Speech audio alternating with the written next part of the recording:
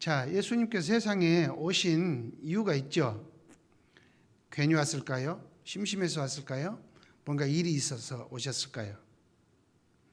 분명한 목적이 있잖아요. 그 목적을 이루신 이유와 그리고 오늘 읽어드린 말씀은 매우 직접적인 관련이 있어서 성탄절에 빼놓으면 안 되는, 사실 빼놓으면 안 되는 그런 본문이거든요. 연결해서 그렇게 여러분이 이해를 하시면 좋겠어요. 자, 이 복음서에 복음서 하면 마태, 마가, 누가, 요한복음이라고 그러죠. 그래서 가스펠, 이 복음이라는 타이틀을 붙인 게 이제 네 권이라 이제 사복음서라 그러는데, 사복음서의 가장 기초가 되고 핵심이 되는 책은 마태복음이에요. 왜냐하면 맨 먼저 써진 것이고, 그리고 이것이 히브리어로 써졌고 유일하게, 근데 우리에게는 지금 히브리어로 전승되지 않았어요. 왜냐하면은 이 신약 시대, 로마 시대를 거치면서 유럽 쪽에서는 유대인들을 몹시 미워해요. 괜히 미워해요. 여러분도 혹시 미워한가요? 만난 적이 없는데 뭐 우리가 미워하고 자시고 할 것도 없지. 근데 유럽 사회에 가면 중동에는 유대인들이 없는 곳이 없어요. 전 천지에 있어요. 1세기에 바울이 가는 곳마다 유대인이 살았잖아요.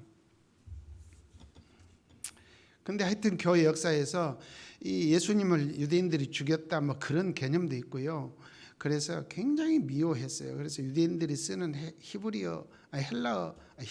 히브리어 책이란 책은 무조건 걷어다 막 태우고 없애고 막 그러다가 이 마태복음 복음서 히브리어도 사라져 버렸어요. 최종적으로 19세기까지 있었는데 사라졌어요. 동방 사도들과 일곱 집사들이 그 초대교회 성도들이 막 동쪽으로 이렇게 복음을 전할 때 다 인도까지도 이 히브리어로 전달을 했는데, 그래서 인도 교인들도 도막교회가 지금도 인도에 가면 있습니다. 그들도 다 이 히브리어 성경을 가지고 공부를 했었는데 다 중간에 사라지고 우리에게는 없어서 하여튼 그래요. 자, 그래서 복음서의 가장 기본적인 책이 마태복음이고, 마태복음을 통해야 1세기 유대인들이 알았던 예수님에 관한 것, 특히 이 천국이 뭔지에 대해서는 아주 분명하게 알 수가 있는 것이거든요. 그래서 제가 여러분에게 이 마태복음을 소개하고 있는데, 자, 메시아의 두 가지 충분 조건이 뭐였죠? 다윗의 자손이어야 될 거, 이새의 뿌리에서 한 싹이 나서 다윗의 자손 중에서 메시아가 와서 무너진 다윗 왕궁을 다시 일으켜 세울 것임을 예언자들이 수도 없이 이야기를 했었어요. 그래서 다윗의 자손이 돼야 된다. 그 증거를 유대인들에게 하기 위해서 1장에서 다윗의 족보를 쓰고 있었어요. 그러니까 앞으로 족보 그냥 마태복음 읽으려면 그냥 넘어가는 사람은 지금 제가 하는 말을 이해 못한 사람이에요. 반드시 읽고 넘어가야 됩니다. 그 다음에 두 번째 조건은 그는 다니엘이 예언한 것처럼 하늘로부터 와야 돼요. 인자 같은 이가 구름을 타고 내려오는데 하나님으로부터 권세를 위임받아 그가 세상 나라 멸망시키고 그 느부갓네살이 세운 그 꿈속에서 큰 신상을 도려와서 빵 내리치는 장면 있죠. 네 나라, 네 제국을 무너뜨린다는 마지막 제국이 바로 이제 로마 제국이에요. 자, 그 무너뜨리고 이제 하나님이 통치하시는 나라를 세울 것이에요. 그 나라가 바로 예수님이 세우시는 나라, 마태가 말하는 하늘나라예요. 하늘나라를 번역하면 천국이 되겠죠. 이 하늘이란 말은 제가 원고 없이 일부러 가급적 짧게 하려고 원고 안 보고 합니다. 하늘이란 말은 유대인들은요, 자, 십계명 다 외우시는 분, 전말 숙제 내줬죠? 십계명 다 외우시는 분 살짝만 손들어요. 부끄러우니까. 유집사님, 또 처장님, 서너 명밖에 없네. 다음 주에 오실 때까지 십계명 외우세요. 내년 맞이하기 전에 하여튼 외워야 돼요. 왜 제가 강조하냐면, 제가 뭔가 이야기를 할 때 이게 소통이 돼야 되기도 하지만 진짜 의미는 이거예요. 유대인들은요 어렸을 때부터 십계명 못 외우면요 가는 유대교 자격이 없어요. 왜냐하면 십계명은 하나님과 백성이 계약을 맺을 때 이 계약 문서예요. 계약 문서 없이 여러분 집 사고 팔 수 있나요? 땅 사고 팔 수 있나요? 계약 문서예요. 계약이 유효하려면 이 계약 문서가 있어야 되는데 십계명이 계약 문서거든요. 그러니까 하나님의 백성들은 계약서에 사인을 하고 그 계약서가 십계명인데 그 돌에다 새겨줬잖아요. 모세한테. 계약 문서도 없이 나는 하나님의 언약 백성입니다. 그건 사기예요. 오늘 우리는 새 언약 백성인데 그 계약 문서로 십계명을 주셨는데 받은 적 없는데요. 성경책 갖고 있으면 받은 거예요. 찬송가에도 써 있어요. 그러니까 무조건 외우셔야 돼요.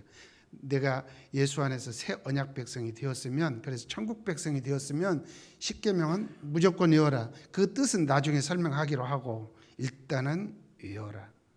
그런 이야기죠. 자, 하여간 다니엘이 이야기한 대로 하늘로부터 온.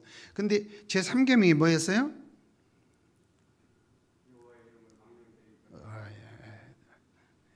여호와의 이름. 너희들의 하나님, 이스라엘 백성들아 너희들의 하나님이라고 하는 그 하나님의 이름이 야훼인데, 여호와란 말은 돌고 돌아서 영어식으로 발음한 거고 야훼입니다. 자, 너희들이 섬기는 하나님의 이름이 야훼신데, 야훼라는 그 이름을 망령되게 함부로 사용하지 말라는 거예요. 망령이 뭐예요? 제 양반 망령 들었나? 그러죠. 망령 들었나? 노망 들었다 그 말이에요. 늙으면 망령돼요. 그 줄이면 노망이 돼요. 제정신이 아니고 뭔 말해도 기억도 없고, 저희 어머니 보니까 밥 먹고 아들이 이제 며느리랑 밥 먹으면 너가 밥 먹냐? 그래요. 20분 전에 드렸거든요. 어머니 배 안 불러? 그러면 상관없어요. 일단 나 안 먹은 거예요.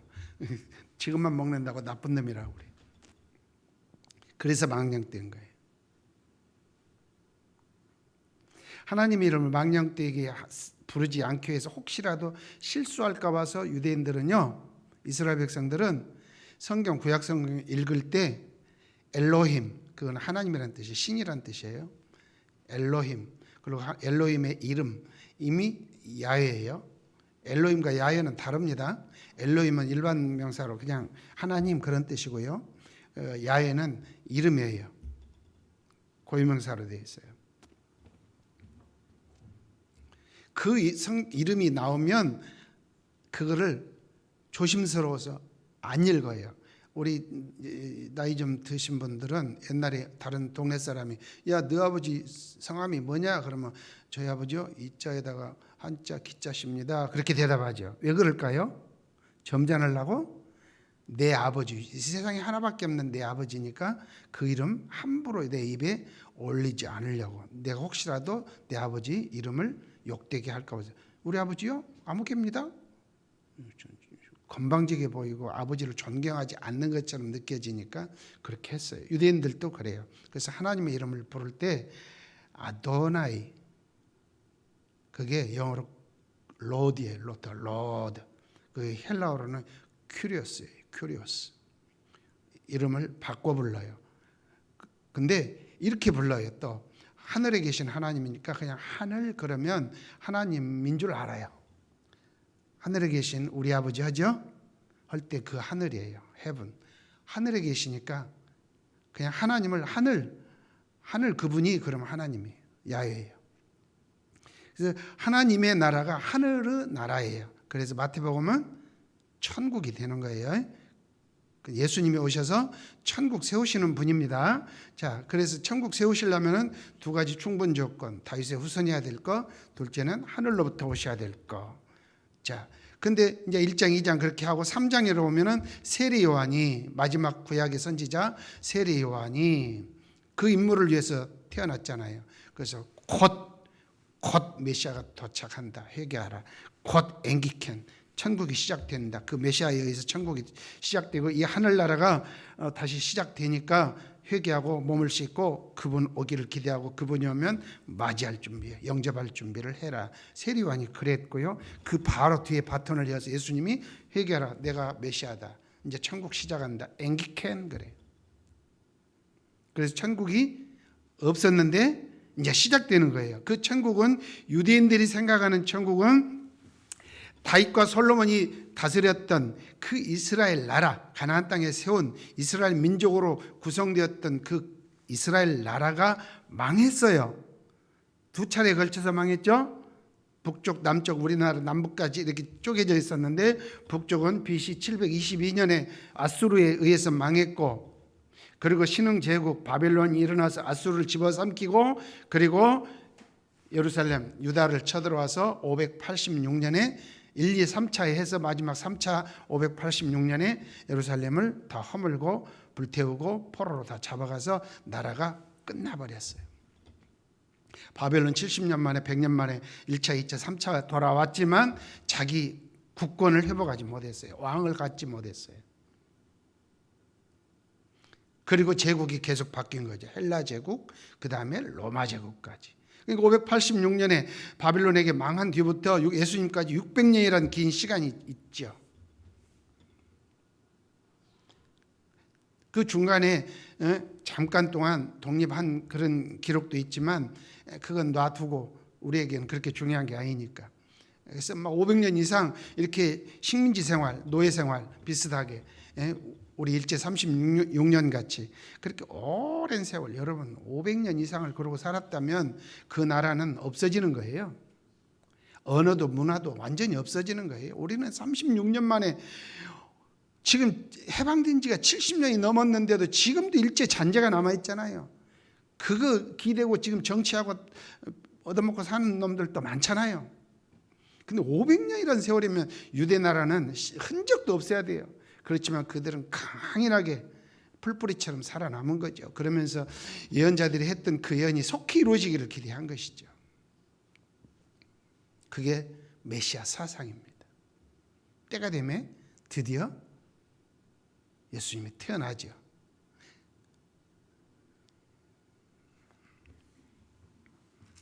그 이야기가 이제 4장부터 시작이 되는 겁니다. 세례 요한의 증거를 받고 예수님의 공생의 사역이 시작이 되는데 맨 처음에 한 일이 뭐냐면 오늘 읽어드린 거예요. 40일 동안 금식하시고 40일 금식한 예수님이 금식하셨던 그곳을 제가 가봤어요. 그거를 시험산이라고 그래요. 여리고에서 케이블카를 타고 한 10분 이렇게 올라가면 이렇게 절벽이 쫙 있어요. 그리고 그 뒤에는 좀 유대 광야예요. 전부 이 절벽이 쫙 있고 밑에는 사해 바다가 있고. 근데 거기에 동굴은 들어가 보지 않았고 사진으로만 봤는데 동굴에서 40일을 금식하시. 저는 옛날에 광야에서 금식하셨다니까, 어이구 낮에는 그 뜨거운데 어떻게 있고 저녁에는 그 추운데 어떻게 견뎠을까? 막 진에 뭐 전갈이 돌아다니고 먹을 것도 없을 거고 저녁에는 야생 동물들이 막 왔을 텐데 어떻게 광야에서 그랬을까? 염려를 했거든요. 그래서 누가 안 가르쳐 주니까. 근데 동굴에서 물이 똑똑 떨어져요. 동굴에서는. 그러면 그 물 받아 먹으면서 뭐 소금도 한 주먹씩 먹었겠죠. 그러면서 40일 금식하시고 그리고 이제 사역을 이제 시작하시는데 그 2절에 그래 나와 있어요. 40일을 밤낮으로 금식하신 후에 이제 이 광야로 가서 이 시험을 겪는 것입니다. 그때 예수께서 성령에게 이끌려 마귀에게 시험을 받으러 광야로 나갔다. 이렇게 되어 있어요. 유대인들이 기대하는 메시아가 와서 세울 하늘나라는 어떤 나라인가? 아까 이야기했죠. 대충 짐작하시죠. 망해버린 다윗 왕국을 다시 일으켜 세워. 그러면 그 나라는 어떤 나라일까요? 다윗이 그 근처에 중동 지역을 다 점령을 했어요. 모압, 암몬, 블레셋, 미디안, 지금으로 말하면 요르단, 시리아, 바레인, 그리고 남쪽에 사우디아라비아, 그리고 심지어 주변에 그 이집트 솔로몬은 이집트 왕의 딸 공주를 마누라로 데려올 정도로 그렇게 아주 짱짱한 그런 나라였어요. 그래서 모든 나라들이 다 다윗과 솔로몬에게 조공을 바치고, 제가 한번 전말에 그랬죠. 지중해 저 끝에 스페인, 프랑스, 이탈리아에서까지 솔로몬 시대에 거기서까지 바리바리 조공을 예루살렘으로 바쳤다고. 그래서 예루살렘은 개들도 똥개들이 황금덩이를 물고 다닐 정도였다. 안 믿기면 가보시면 알아요. 못 가보니까 내가 그럴 줄 알고 하는 이야기예요. 여수 가면 10,000원짜리 물고 다닌다고 그러잖아요. 개들이. 그만큼 돈이 흔전만전하다 그런 뜻이에요. 그래서 솔로몬이 성전을 지을 때 성소 안에 금으로 양철로 함석처럼 펴가지고 이거 다 덮어 칠해놓은 거예요. 금이 그렇게 많아요. 왜? 온 세상에서 바리바리 가지고 오니까. 이제 지금 500년 이상을 그렇게 수탈당하고 그냥 먹을 것이 없으니까 변비에 걸려서 끙끙대야 되는 이 유대인들, 메시아가 오면 옛날 다윗과 솔로몬 같은 그런 멋진 세상, 그것을 기대했고 그 나라가 하늘나라, 천국일 거라고 기대를 했어요. 예수님 제자들도 예외가 아닙니다. 유대인이 100명이라면 100명 다 그 사상에 젖어 있고, 세례 요한도, 예수님 제자들도, 그 누구도 예외 없이 그런 세상을 만들어줄 메시아를 기대했고요. 예수님이 12제자를 택할 때 12제자들은 와, 이 양반 따라가면, 이 양반이 진짜 메시아라면 그런 세상 오겠지. 야, 그러면 이 양반 열심히 따라다가 그런 세상 만들고 이 양반이 예수가 왕이 되면 와, 우리는 개국공신이야. 그러면 대박 나는 거예요. 잭팟 터지는 거예요.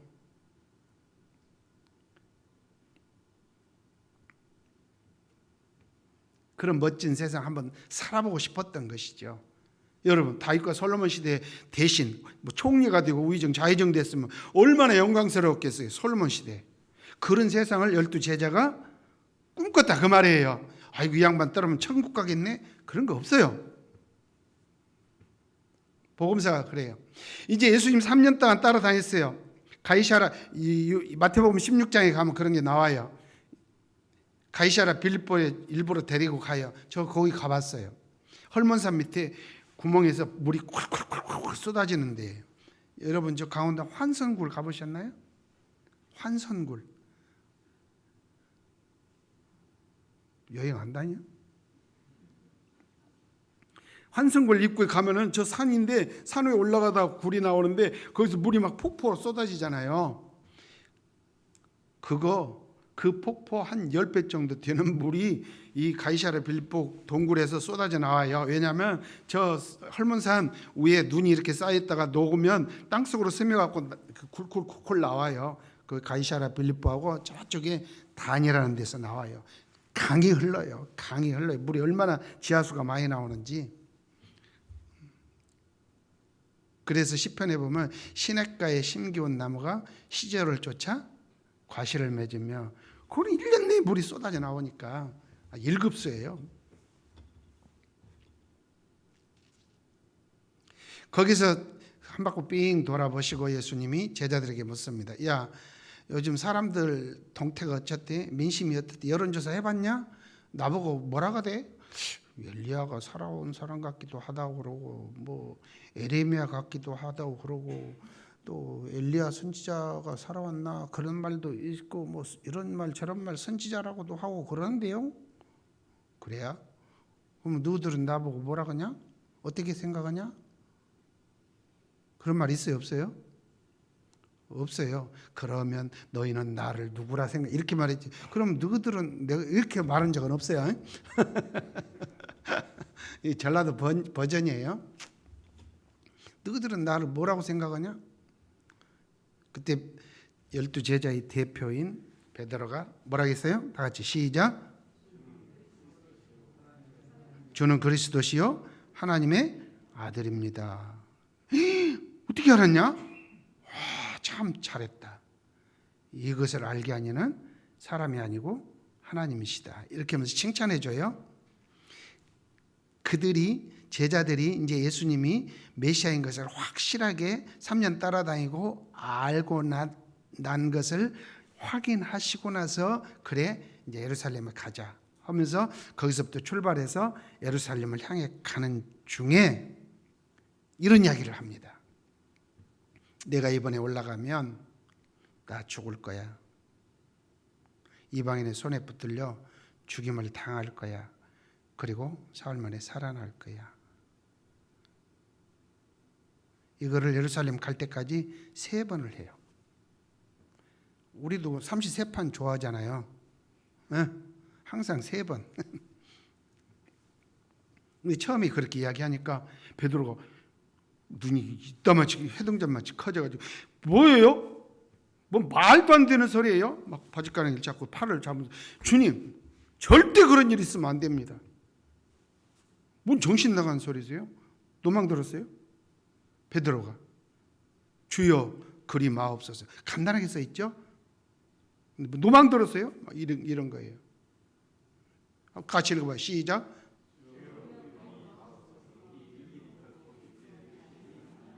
그런 일 있으면 안 됩니다. 왜?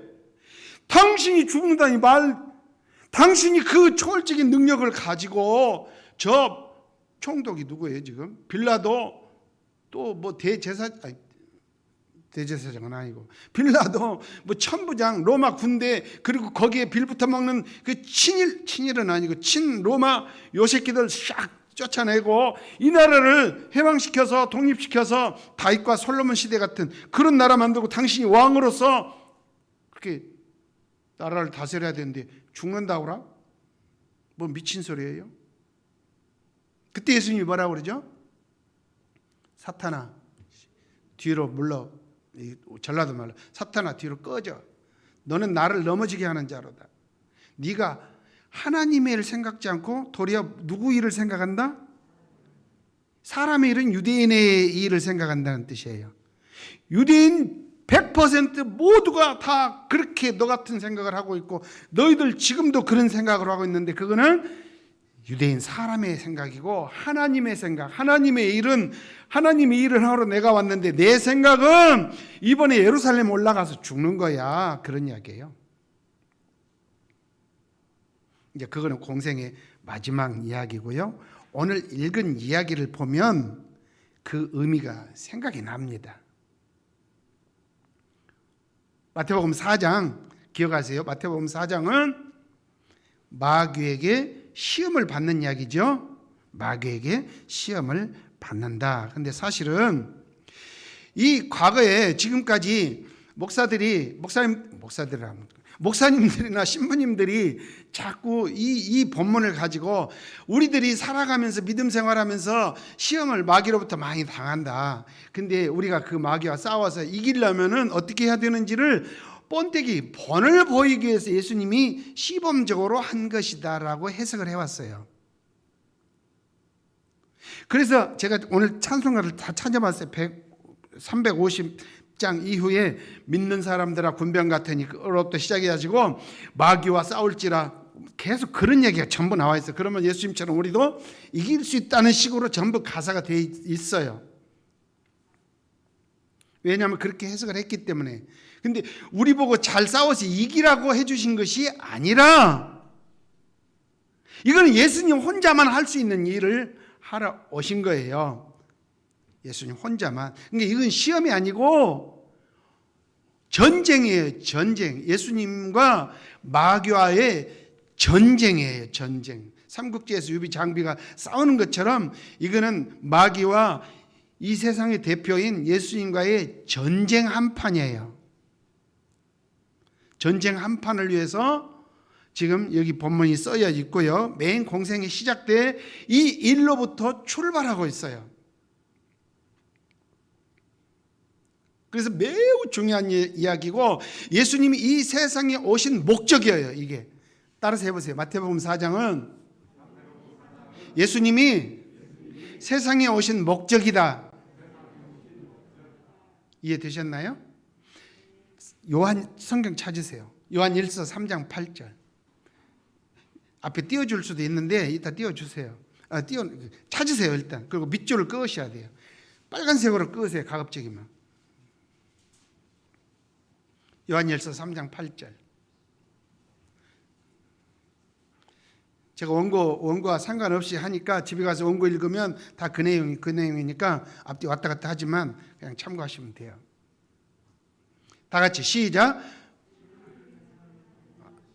앞에 보세요. 못 찾았으면. 시작. 하나님의 아들이 나타나심은 마귀의 일을 멸하려 하심이라. 이거 외워두세요. 이거는 성경 전체의 요절이니까. 하나님의 아들 예수께서 메시아로 세상에 오심은 여러분들이 알고 있는 것과 같이 죄인들이 죄를 가지고는 천당에 못 가는데 우리 죄 십자가에 죽어서 우리 죄 씻어주고 믿으면 죄 없는 것을 해줘서 죽으면 천당 가게 하려고 한 것이 아니라, 지금 제가 폭탄 던지는 거예요. 여러분에게. 몇 번째 폭탄이에요? 두 번째 폭탄.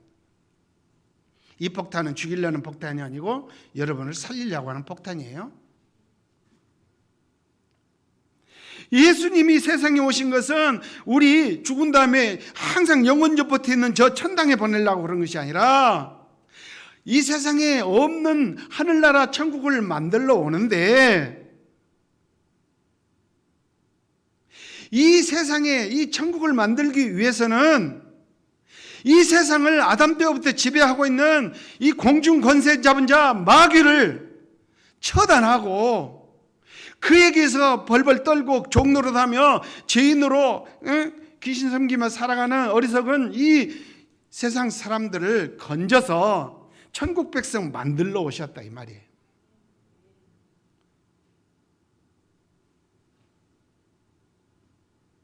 그냥 천국이 여기 있는데 여기다 들여보내는 게 아니라 이 천국을 먼저 만들기 위해서는 이 세상을 자기 왕국으로 삼고 있는 저 공중 권세 잡은 자 마귀, 루시퍼, 사탄 다 같은 말이에요. 루시퍼는 유대인들이 아는 천사의 이름이고요. 쫓겨난 천사의 이름이고요. 일반적으로 부를 때 그를 사탄이라고 하는데 히브리어로 우리말로 번역해서 그 옛날 그 김영철 씨가 이렇게 하고 궁예 역할을 하면서 이 마구들이 그랬잖아요. 마구, 99자, 마귀. 번역이 그래요. 루시퍼, 사탄, 마귀. 요한계시록에서는 옛뱀, 용 뭐 그런 표현로 되어 있어요. 왜냐하면 에덴 동산의 뱀으로 상징하니까 그래요. 옛뱀, 용. 이 세상을 하나님께서 지으시고, 지금 우리가 창세기 공부하잖아요. 하나님께서 지으시고 하나님이 만든 하나님의 자식들을 놓고 하나님이 통치하시면서 하나님의 왕국을 이루어야 되는 것을 첫사람 아담이 잘못해가지고 이걸 빼앗겼어요. 다시 말하면 아담과 뱀으로 나타나는 마귀가 1대1 싸웠는데 마귀가 진 거예요. 우리는 그냥 시험에 넘어졌다. 여러분 학교에서 시험 빵점 맞아도 안 죽어요. 다음에 잘 보면 돼요.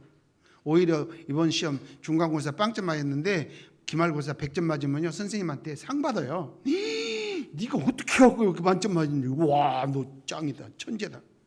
전번에 빵점 맞았는데 전에 100점 맞았는데 또 100점 맞으면 별로 칭찬 안 들어요. 빵점 맞으면 100점 맞으면 90점만 맞아도 왔다예요. 시험이 아니에요. 이건 아담이 마귀와 싸워서 하나님을 배신하고 마귀 밑으로 들어갔어요. 그때부터 마귀가 이 세상을 찬탈하고 자기 왕국을 삼고 꽉 쥐고 모든 사람들을 종노릇 시키고 우상 숭배하고 거짓 것을 숭배하게 하고 자연을 신처럼 숭배하게 하고, 그래서 하나님의 영광이 이 세상에서 가려졌어요. 예수님께서 세상에 오신 것은 마귀와 싸워서 그 모가지 떼내려고 오신 거예요. 아까 요한일서 3장 8절이 그거예요. 그를 쫓아내야 이 땅에서 내 나라를 세울 수 있는 거예요.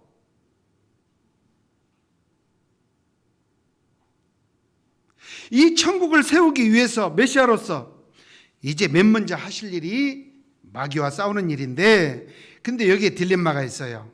왜 베드로가 주여 그리 마옵소서 그랬느냐면 당신은 로마를 몰아내야 되는데 로마하고는 아무 예수님이 관심을 안 둬요. 로마를 몰아내려면 어떻게 해야 돼요? 장길성이나 홍길동이처럼 사람들을 모으고 군자금을 모으고 그게 안 되면 부잣집 친일파 털어서 창고 털어서 가지고 와서 무기를 만들고 군량미를 축적하고 지리산에 들어가서 열심히 총칼 연습하고 그래가지고 쿠데타를 해야 되죠. 왜냐하면 힘은 힘으로 눌러야 되니까. 근데 예수님은 단 한 번도 군인을 길러본 적이 없어요. 총칼로 한 적이 없어요. 오히려 겟세마네 동산에서 베드로가 승질나고 칼을 빼갖고 뭐 말곤지 뭐 말긴지 뭐 자르니까 칼로 하면 칼로 망한다고 오히려 칼 집어넣으라고 치우라고 그래요. 예수님은 폭력으로 로마를 몰아내서 이스라엘을 해방하는 그런 생각은 눈꼽만큼도 1도 없어요. 왜요? 그건 사람의 일이었고 하나님은 아들을 세상에 보내실 때 근본적인 문제, 세상 처음에부터 잘못된 그것을 교정하는 거예요. 그게 뭐예요? 아담이 마귀와 싸워서 졌고 마귀의 종이 됐어요. 하나님의 뜻을 따라 아담이 세상을 지배하고 하나님의 영광이 드러나는 하나님의 왕국을 이루어야 되는데 아담이 지니까 아담은 할 일이 없어요. 마귀가 온 세상을 장악하고 그래서 그거를 공중 권세 잡았다 이렇게 표현하는 거예요. 그것이 창세 때부터 이어져 왔어요. 이제 그거를 단박에 되돌려 놓을 찬스가 온 거예요. 자, 아담과 마귀와의 싸움을 A라고 하십시오. 이스라엘이 망한 것을 B라고 하십시오. 예수님이 오신 것은 유대인들이 바라는 것, 베드로와 제자들이 바라는 건 이 B를 회복해서 다윗 왕국을 다시 이렇게 세우는 거예요. 부흥시키는 거예요. 근데 예수님은 여기에 관심 없고 어디로 가요? B가 아니라 A로 가요. 그게 하나님의 뜻이에요. 아담을 꺾어서 이 세상을 자기 손아귀에 쥐었던 마귀를 꺾음으로 온 세상을 그에게서 건져내는 거예요. 그래서 그를 꺾어야 나라를 세우고 이 나라의 복음을 통해서 온 세상 사람 천하 만민을 불러들여서 하나님의 영광의 나라가 이루어지도록 하는 거예요. 재림 때까지. 그런 나라를 운영하기 위해서 지금 예수님이 오셨고 오셔서 맨 먼저 하는 일은 마귀와 싸우는 일이에요. 이해되셨죠? 여기까지는. 다시 정리하자면 천국은 없어요. 하늘나라는 없어요. 그 하늘나라는 유대인들은 다윗 왕국을 다시 이렇게 세우는 걸 하늘나라라고 그래요. 왜냐하면 하늘은 하나님이라는 뜻이니까 하나님의 나라를 일으키는 거예요. 그 나라를 일으키려면 로마를 몰아내야 되는데 예수님은 로마가 아니라 오신 김에 마귀를 물리쳐서 온 세상을 구원하고 싶은 거예요. 만약에 예수님이 로마를 몰아냈으면 유대 나라는 회복되겠죠. 다시 예루살렘을 중심으로 유대인들의 왕국이 이루어지겠죠. 그래서 다윗과 솔로몬 같은 시대가 되어서 주변 나라를 지배하고 세상을 지배하면 금덩이 물고 다니겠죠, 걔가. 그러나 그것은 이스라엘, 유대 나라일 뿐이지 온 세상의 나라가 되지 못해요. 하나님은 기왕에 그 소중한 아들을 세상에 보낼 때 그런 짜잘한 일을 위해서 보내는 게 아니라는 거예요. 그냥 원대한 꿈을 가지고 온 세상을 뒤집어 엎기 위해서 오셨다. 그런 뜻이에요. 그것이 이 세 가지 시험에서 잘 나타납니다. 자, 세 개의 시험이 있는데 아담은 한 판의 싸움에서 KO 당하고 아이고 형님하고 마귀 따라갔다. 그래서 이 세상이 그냥 마귀 끝이 되어버렸다. 그냥. 그래서 지금까지 창세 때부터 예수님 당시까지 그냥 마귀가 왕노릇하고 살았다. 온 세상이 다 그렇게 어이없이 하나님과 상관없이 살게 되었다. 근데 예수님은 세 번의 싸움을 합니다. 세 가지 시험이 아니고요. 테스트가 아니고요. 템테이션도 아니고요. 워입니다. 워. 전쟁입니다. 예수님은 마귀와 전쟁하러 오셨습니다. 조조와 유비가 싸우듯이 전쟁하러 오셨습니다. 세 가지 싸움이 뭐냐? 첫째, 3절입니다.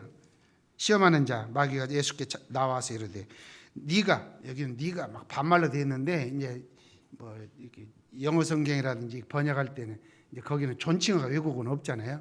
그러니까 네가, 그리고 예수님 권위를 좀 부여하기 위해서 네가 이렇게 되어 있고 막. 그런데 이건 마귀가 네가 막 어디 반말했겠어요? 당신이 만일 하나님의 아들이거든 명령하여 이 돌들로 떡덩이가 되게 하라. 예수님이 지금 40일 금식하셨거든요.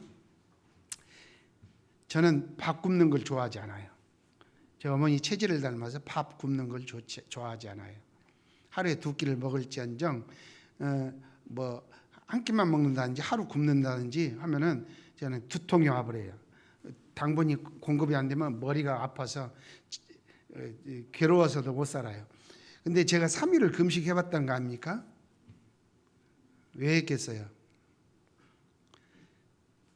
저 사람 만나려고 저 사람이 기도하러 가자고 그 기도원 데리고 가지고 3일을 금식하고 내려온 기억이 유일합니다. 거의. 자, 예수님은 40일을 금식하셨어요. 지금 그냥 백가죽이 등짝에 붙어 있습니다. 근데 그때 찾아와서 하는 이야기입니다. 당신이 하나님의 아들이어든, 그 말은 이 아들은 메시아여든 그 뜻입니다. 존재론적으로 영원히부터 하나님과 함께 계시던 그런 개념이 아니고 하나님으로부터 위임받고 온 하나님이 보내신 메시아거든. 명령하여 이 돌로 떡을 만들어 먹어라. 이 떡은 우리 뭐 시루떡 그런 떡이 아니고 그들이 먹는 밀가루 해가지고 솥단지에다 이렇게 구워 먹는 그런 유교병, 무교병 그런 걸 말합니다. 자, 당신이 메시아라면 능력이 있을 거 아니냐? 지금 당신 배고프지? 한번 떡덩이를 만들어 먹어봐라. 그러면 우리는 마술적으로 이해를 하고, 야 돌멩이 떡대, 짠 배우면 맛있게 먹고 이런 이야기로 아는데 여기는 설명이 안 돼 있어서 그런데 그렇게 오해하면 안 됩니다. 자, 떡의 문제입니다. 빵의 문제입니다. 지금 대선 대통령들이 나와서 제일로 강조하는 게 뭐였죠? 뭐 민주주의 그런 거 별로 저 뒤에 있죠? 제일 중요한 게 뭐예요? 경제 문제죠. 경제 문제. 우리나라 같으면 이제 좀 부동산 쪽으로 자꾸 가는데 결국은 부동산 문제도 돈 문제죠. 경제 문제입니다. 경제는 옛날 사람들은 배고픔을 면하는 겁니다. 500년 이상을 식민지로 살았던 유대인들 얼마나 배고프게 살았습니까? 유대인들이 기대하는 메시아는 어떤 메시아입니까? 저 로마를 몰아내고 독립국가가 되고 오히려 다윗과 솔로몬 시대처럼 주변을 지배하게 되면 예루살렘의 개들이 금덩이를 몰고 다니는 그런 시절이 다시 돌아오면 등 따숩고 배부른 부유한 시대를 다시 살게 되겠죠. 이게 유대인들이 기대하는 메시아관입니다. 그걸 하늘나라로 기대했어요. 지금 마귀가 그럽니다. 당신이 메시아냐? 그러면 그 일을 해. 유대인들이 기대하는 일을 해. 그 일을 하러 온 거 아니야? 그 이야기예요. 로마를 몰아내, 빌라도 몰아내고 친일파들 싹 몰아내고 이 나라 독립시켜. 그리고 네가 왕이 돼. 그러면은 세상 사람들이 너를 하나님이 보낸 위대한 왕이라고 칭송하고 졸졸 따르고 진짜 멋있는 세상 될 거 아니야? 그런 이야기죠. 그러면 마귀와의 싸움은 비켜가는 거죠. 그죠? 마귀와 싸울 일이 없는 거예요. 비켜가는 거예요.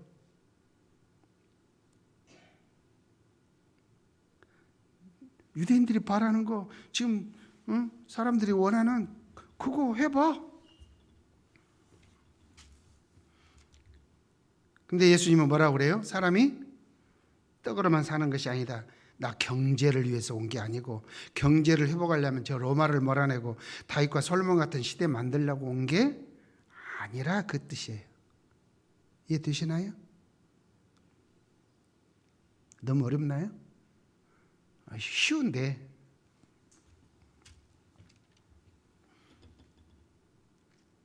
만약에 예수님이 돌로 떡 만들어 먹는 그 방식을 취한다면 손도 안 대고 코 푸는 건 누구겠어요? 마귀죠. 싸움 안 하니까. 그럼 여전히 온 세상은 자기 거잖아요. 예수는 당신은 유대인들하고나 살아. 나머지는 99%는 내가 갖고 살게. 그 이야기. 자, 두 번째 시험입니다. 5절에 이에 마귀가 예수를 거룩한 성으로 데려다가 성전 꼭대기에 세우고 성전 예루살렘 성전 꼭대기에 세우고 이르되 당신이 만일 하나님의 아들이거든 뛰어내리라.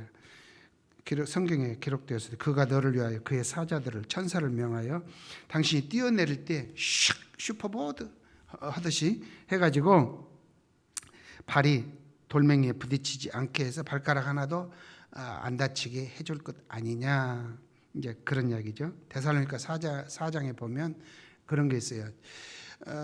그 유대인들은 메시아가 오게 되면 그 메시아 옴을 환영하는 측면에서 성전 그 꼭대기, 여기 나와 있는 성전 꼭대기, 지금은 로마 AD 70년에 로마 군들이 다 부셔가지고 지금 없어졌지만 성전 둘레가 뺑 이렇게 성전이 있고 성이 이렇게 뺑 둘러 있으면 이쪽에 저기 남쪽인지는 모르겠네요. 높은 망대가 있어요. 망대가 그 높은 데서 보면은 예루살렘 시가 다 보여요. 거기에서 신년, 그들의 신년은 우리는 1월 1일인데 그들 이스라엘 백성의 신년은 7월 1일입니다. 7월 1일 날 나팔을 가지고 그 위에서 뽀뽀뽀뽀 새해가 밝았습니다. 그거를 나팔절이라고 그래요. 나팔을 부는 신년 절기를 나팔절 그래요. 메시아가 오면 새로운 세상이 열립니다. 뽀뽀뽀뽀 나팔을 불게 될 거라는 그런 이야기가 유대인들 사이에는 공공연한 그런 이야기입니다. 지금 마귀가 그걸 가지고 하는 이야기입니다. 당신이 메시아 맞아? 그럼 성전 꼭대기 올라가 봐. 그래서 모든 사람들에게 나가 메시아다. 하나님이 보낸 인자다. 그렇게 하고 자 거기서 당신이 메시아인 것을 증명하기 위해서 점프해봐. 옛날 애기들 먹는 우유 점프 있었죠? 그 점프해봐. 그러면 당신이 메시아라면 하나님께서 천사를 보내셔 샥. 그러면 발이 땅에 닿기 전에 샷분 이렇게 해서 발가락 하나도 다치지 않고 그러면 모든 사람들이 와 진짜 메시아다.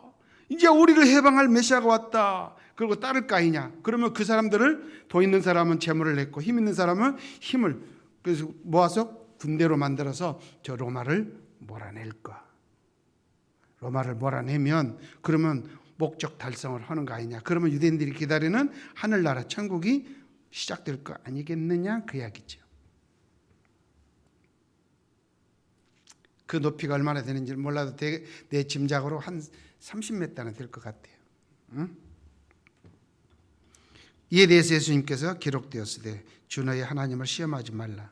이 시험하지 말라. 하나님 그 방식 아니다. 그건 아까 베드로에게 예수님이 뭐라고 했죠? 너는 사람의 일을 생각하지. 지금 네가 나에게 요구하는 건 로마를 몰아내는 사람의 일을 요구하고 있네. 첫 번째 시험도 그랬죠. 떡 만들어 경제를 회복하려면 로마를 몰아내야 되고 사람의 일이었죠. 두 번째도 사람의 일이죠. 군대로 모집해서 로마를 몰아내라. 사람의 일을 그거 아니야. 하나님을 시험하지 마. 하나님은 그거 원하지 않아. 나 그거 하려고 온 거 아니야. 거절합니다. 세 번째 마지막 시험입니다. 마귀가 8절 마귀가 또 그를 데리고 지극히 높은 산으로 가서 천하만국과 그 영광을 보여 이르되 만일 내게 엎드려 경배하면 이 모든 것을 너한테 주겠다. 그때는 예수님이 사탄아 물러가라. 또 하죠. 베드로에게 했던 말 그대로 합니다. 사탄아 꺼져. 자, 그러면 세 번째는 뭐냐? 첫 번째, 두 번째 유대인들이 기대하는 그 방식으로 네가 메시아 역할을 해봐. 그러면 너 진짜 끝내주 대박 나는 거야. 근데 예수님은 그게 응하지 않아요. 그거는 사람의 일이고 하나님의 일이 아니고 내가 이 세상에 온 목적이 아니야. 나는 유대 나라를 회복하려고 온 게 아니고 너를 꺾고 온 세상을 하나님의 나라 천국으로 만들려고 왔어야. 그러니까 이거 안 되겠네. 그래서 세 번째 시험을 합니다. 세 번째 싸움 내용이 뭐냐면 그러면 자 높은 데 가서 온 세상 영광을 보였어요. 온 세상 영광이 어떻게 보였는지는 모르겠지만, 자, 하여간 봐라. 이 세상은 다 내 거야. 이 세상 다 내 거야. 아담 때부터 지금까지 내 거였어. 역사 이래로 내 거였어. 이스라엘 나라, 출애굽을 통해서 이스라엘 나라 여기에 세워서 이렇게 200만 명이 나라를 이루고 200~300만 명이 이렇게 1000년 동안 살아왔지만, 그것도 사실은 내가 조물락조물락 했어. 이 세상은 전부 내 거야. 근데 네가 나를 몰아내고 이렇게 한다고? 세 번째 시험 잘 보십시오. 이 영광 다 내 건데, 야, 그러면 너하고 나하고 굳이 싸울 필요 있냐? 이재명 대통령 후보가 이런 이야기를 엊그저께 했어요. 며칠 전에. 코피나게 싸워서 이기는 것도 이기는 거지만 싸움 안 하고 이기면 제일 좋은 거다. 지금 마귀가 그 전법을 쓰는 거예요. 이재명이 마귀라는 말이 아니고. 자, 마귀가 그 전법을 쓰는 거예요. 우리 뭐 싸울 거 있냐? 세 번째입니다. 이 모든 것 다 내 건데 너 나한테 형님 한 번만 해봐. 그러면 내가 그냥 줘버릴게. 뭐 싸우고 뭐도 힘들게 그래. 너도 아프고 다치고 나도 다치는데 뭐 굳이 그럴 필요 있어? 그냥 우리 의형제 맺는데 내가 형님 먹게 너 동생이 엎드려서 나한테 형님 해버려. 그러면 내가 그냥 다 줄게. 그게 세 번째입니다. 어때요? 여러분 같으면? 요집사님 힘 센가요? 힘이 세면 아니야 나 싸워서 너 죽여볼게. 그럴 수도 있는데 힘이 저렇게 없다고 그러면 어때요? 알았어요. 뭐 굳이 싸울 거 있어요. 내가 코피나 하느니 형님하고 내가 싹 가지면 되지 뭐.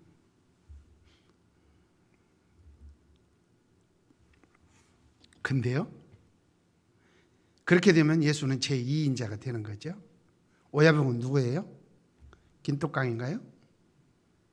마귀가 여전히 세상의 왕이에요. 이거 하차하면 넘어가는 거죠. 아담이 그래서 넘어갔거든요. 하나님 배신하고 나한테 따라와. 그러면 내가 너 다 줄게. 사실은 그 창세기 3장에 그런 내용이 들어있어요. 나 따라와. 하나님 꼬박 놀아지 하면 내가 싹 줄게. 형님 알았어요. 근데 싹 주기는 싹 100개 갔죠. 완전 거지가 됐죠. 혼자만 거지 됐나요? 자손 대대로 거지 됐잖아요. 지금 그 전법을 다시 쓰는 거죠. 나한테 엎드려 형님 해. 다 줄게. 그 생각해 보니까 그럴듯하네. 알았어 형님. 그러자마자 자기는 이 세상의 온 목적을 상실해요. 끝나버려요. 천국은 없어져요. 예수님이 이야기합니다. 사탄아 물러가라. 베드로가 했던 말을 똑같이 합니다. 이게 사실은 베드로의 이야기는 3년 후에 하는 겁니다. 여기 사탄아 물러가라. 주 너희 하나님께 경배하고 다만 그를 섬기고. 하나님과의 관계 속에서 내가 메시아 일을 하러 왔지 너한테 사바사바해서 여기서 대충 끝내려고 온 게 아니고, 아담이 그렇게 해서 네 꼬봉 됐지 나도 네 꼬봉 삼으려고 그래. 웃기는 소리. 사탄에 꺼져. 그러므로 3대 0으로 이 전쟁은 예수님의 승리로 3라운드 게임이 끝난 겁니다. 그랬더니 마귀가 여기 물러갔다 했는데, 이 물러갔다는 것은 좋은 표현이고 도망쳤다.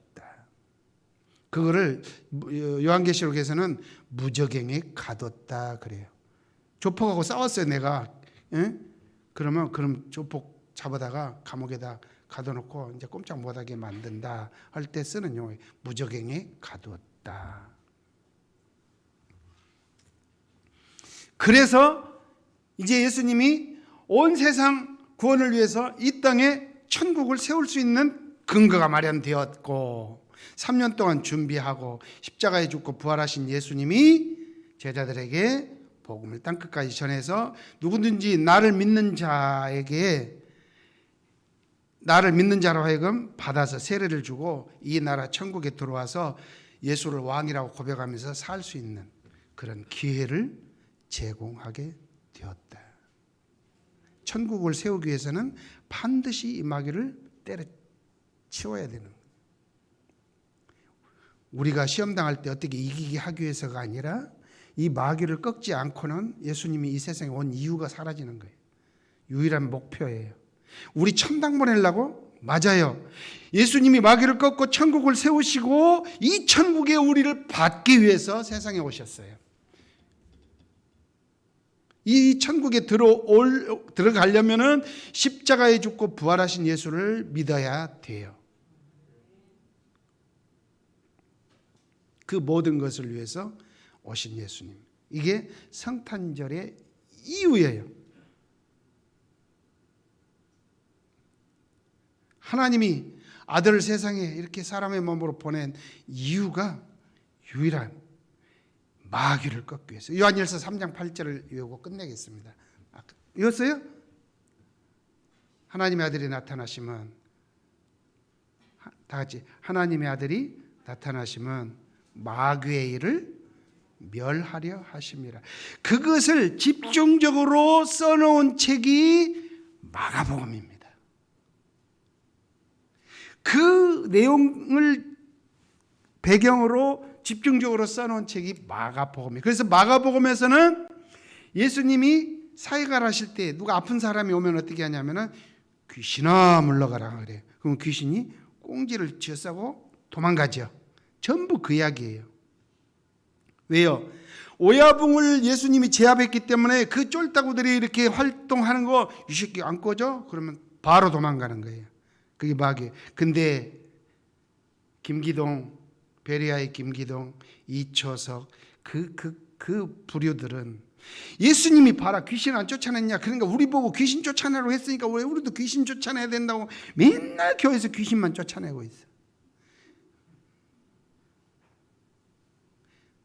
귀신 쫓으라고 한 것이 아니라 마귀를 꺾고 천국을 세우시고 우리를 천국으로 받아들였으면, 자, 복음을 전해서 그 사람이 예수를 믿으면 마귀의 종살이 귀신에 사로잡혀 생활하던 것을 포기하고 천국으로 들어오면 자동으로 귀신에게서 해방되는 거예요.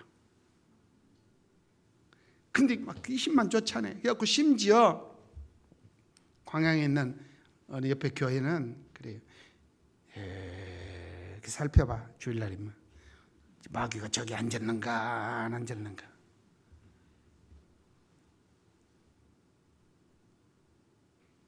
슉슉 마귀 쫓아내고야 예배하고. 마귀가 막 여기 붙어 있어. 어디 아프면 마귀가 붙어 있대. 귀신이 붙어 있어. 그럼 귀신 쫓아내라고 정신이 없어. 그런 거에 속지 마세요. 그 사람은 귀신의 종이에요. 여전히 목사이고 사모이고 장로여도 귀신의 종로로 하고 있어요. 귀신이 무서워서 저 귀신 귀신 나가라고 막 여전히 귀신이 그런 개념이 아니에요. 예수 믿으면 마귀의 종에서 해방되었네. 그래서 해방되었네. 죄와 사망의 법에서 그렇게 하지만 마귀에게서 그 이야기예요. 여러분은 마귀의 종이 아닙니다.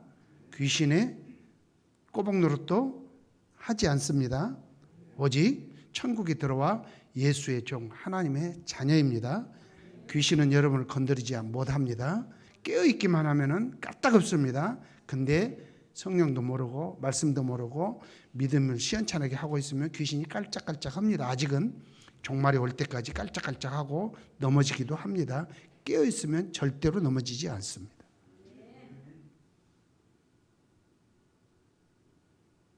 기도하겠습니다.